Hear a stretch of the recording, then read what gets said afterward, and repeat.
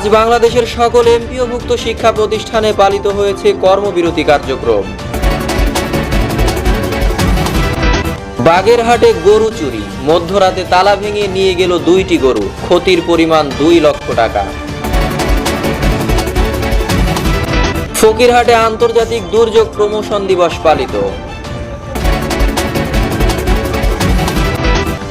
ফকিরহাটে Unilever অফিসে দস্যুতা, নগদ 5 লক্ষ টাকা ও মালামাল লুট, থানায় মামলা।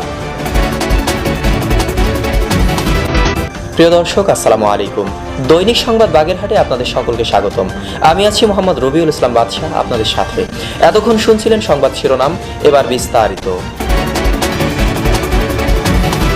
বাগেরহাট থেকে মোহাম্মদ রাকিবুল ইসলামের পাঠানো তথ্যচিত্রে রিপোর্ট। বাগেরহাটের ফকিরহাটের মহাসড়কের পাশে গোডাউন মোড় এলাকায় ইউনিলিভার বাংলাদেশ লিমিটেডের অফিসে ভয়াবহ দস্যুতার ঘটনা ঘটেছে। অজ্ঞাত দুর্বৃত্তরা গভীর রাতে অফিসের হামলা চালিয়ে 2 নৈশ প্রহরীকে অস্ত্রের মুখে জিম্মি করে নগদ টাকা, ল্যাপটপ, প্রিন্টার ও মোবাইল ফোন লুট করে পালিয়ে যায়। ঘটনাটি ঘটে রবিবার 12 অক্টোবর ভোর রাতে।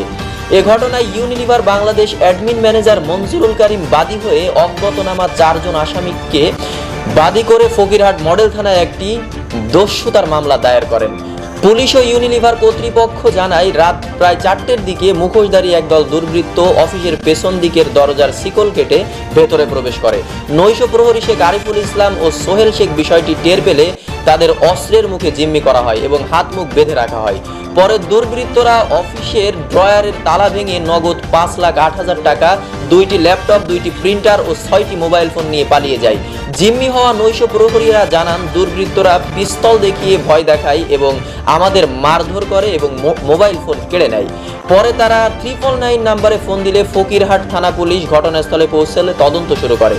খুলনা ইন্টিগ্রেটেড সিকিউরিটি সার্ভিস লিমিটেডের সিকিউরিটি অফিসার মোহাম্মদ জোবায়ের হাসান বলেন, নৈশ প্রহরীদের বেঁধে রেখে দুর্বৃত্তরা নগদ টাকা ও অফিসের মালামাল নিয়ে গেছে। মামলাটির তদন্তকারী কর্মকর্তা উপপরিদর্শক SI শিবলি নোমান জানান, ঘটনার সঙ্গে জড়িতদের শনাক্ত ও গ্রেপ্তারের চেষ্টা চলছে। ফকিরহাট মডেল থানার ভারপ্রাপ্ত কর্মকর্তা OC আব্দুর রাজ্জাক মীর বলেন, ইউনিলিভার অফিসে দস্যুতার মামলাটি এখনো তদন্ত চলছে। অভিযুক্তদের গ্রেপ্তারে পুলিশের অভিযান অব্যাহত রয়েছে। বাগেরহাট থেকে মোহাম্মদ রবিউল ইসলাম বাদশার পাঠানো তথ্যচিত্রে রিপোর্ট। বাগেরহাটের সদর উপজেলার যাত্রাপুর ইউনিয়নের বাজুয়া গ্রামে ঘটে গেছে চাঞ্চল্যকর এক গরু চুরির ঘটনা। গত রবিবার গভীর রাতে 3টি তালা ভেঙে মোহাম্মদ নজরুল হাওলাদারের বাড়ি থেকে চোরের দল 2টি মূল্যবান গরু চুরি করে নিয়ে যায়। ভুক্তভোগী নজরুল হাওলাদার জানান, চুরি হওয়া গরু দুটির আনুমানিক বাজার মূল্য ছিল প্রায় 2 লক্ষ টাকা। তিনি বলেন, আমরা মধ্যবিত্ত পরিবার, গরু দুটি ছিল আমাদের জীবিকার অংশ। এমন ক্ষতি সত্যি সহ্য করা কঠিন। স্থানীয় সূত্রে জানা যায়, এই ঘটনার আগেও একই এলাকায় চুরি সংঘটিত হয়েছে। কয়েক মাস আগে নজরুল হাওলাদারের বাড়ির পাশে মিজান হাওলাদারের 3টি গরু চুরি হয়, যার বাজার মূল্য ছিল প্রায় 5 লক্ষ টাকা। এলাকাবাসীর অভিযোগ, যাত্রাপুর ইউনিয়নের সম্প্রতি গৃহপালিত পশু চুরির ঘটনা বেড়েই চলেছে।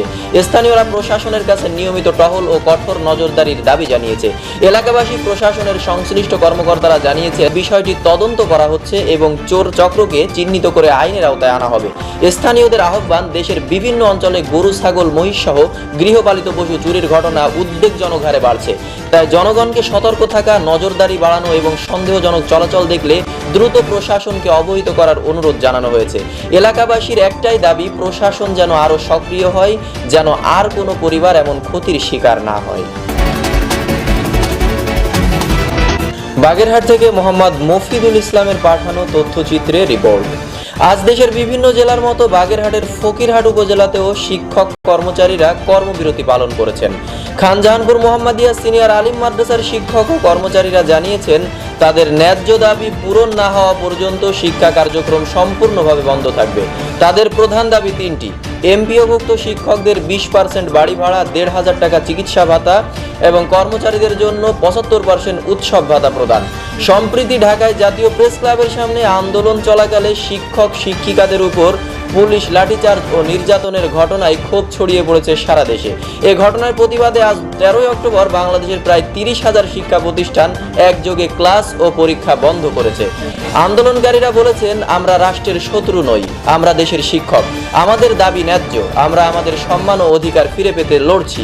শিক্ষক সংগঠনগুলোর পক্ষ থেকে জানানো হয়েছে, যতদিন পর্যন্ত সরকার দাবি বাস্তবায়নের আশ্বাস না দেবে ততদিন পর্যন্ত আন্দোলন ও কর্মবিরতি অব্যাহত থাকবে। এদিকে আন্দোলন দীর্ঘায়িত হলে শিক্ষার্থীদের পাঠদানের স্থবিরতা তৈরি হবে বলে শিক্ষাবিদরা মনে করছেন। তাদের মতে শিক্ষক সমাজের ন্যায্য দাবি দ্রুত সমাধানই বর্তমান অচল অবস্থা নিরসনের একমাত্র উপায়।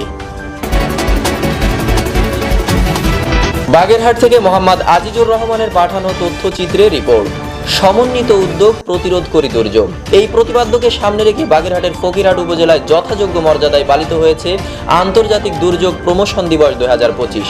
এই উপলক্ষে র্যালি, আলোচনা সভা এবং ভূমিকম্প ও অগ্নিকাণ্ড বিষয়ক মহড়া অনুষ্ঠিত হয়। সোমবার 13 অক্টোবর সকাল 10:30টায় উপজেলা প্রশাসনের আয়োজনে উপজেলা পরিষদ সম্প্রসারিত কমপ্লেক্স ভবন চত্বর থেকে একটি বর্ণাঢ্য র্যালি বের হয়। র্যালি উপজেলা সদরের প্রধান সড়ক প্রদক্ষিণ করে উপজেলা পরিষদ সভাকক্ষ আলোচনা সভায় মিলিত হয়। সভায় সভাপতিত্ব করেন উপজেলা নির্বাহী কর্মকর্তা সুমনা আইরিন। স্বাগত বক্তব্য রাখেন উপজেলা কমপ্লেক্স বাস্তবায়ন কর্মকর্তা ইমরুল কায়েস। এ সময় আরও উপস্থিত ছিলেন সহকারী কমিশনার ভূমি SM শাহনওয়াজ মেহেদি, উপজেলা মহিলা বিষয়ক কর্মকর্তা তাহিরা খাতুন, সহকারী প্রোগ্রামার মোহাম্মদ আলমগীর হোসেন এবং Fakirhat fire service and civil defence স্টেশনের ভারপ্রাপ্ত কর্মকর্তা মোহাম্মদ শাহজাহান মিয়া।